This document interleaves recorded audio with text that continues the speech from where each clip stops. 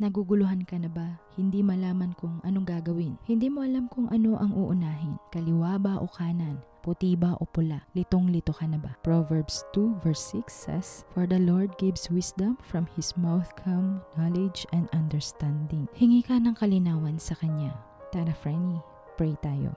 Lord, linawan mo ang pag-isip ng taong nanonood ngayon ng video ito. Lord, bigyan mo siya ng wisdom at gabayan mo siya sa tamang desisyon na dapat at hindi lang dahil kailangan. Lord, ipakita mo sa kanya ang tamang landas, ang tamang daan patungo sa maayos at tahimik na buhay. Lord, kung may pinagdadaanan man ang taong nanonood ngayon ng video ito, ipakita mo sa kanya na hindi siya nag-iisa sa hamon ng buhay, na lagi kang nasa tabi ng bawat isa sa amin na naniniwala sa iyo. Lord God, bigyan mo ng karunungan ang taong ito na malaman niya ang kanyang dapat gawin at tamang gawin. Lord, thank you for being all the source of all wisdom, knowledge, and understanding. Tulungan mo kami at gabayan sa tamang desisyon ng buhay. Linawan mo ang aming pag-iisip. Lead us, Lord God, to the right path. Guide us in every step of the way.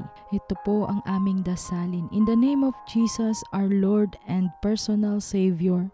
Amen.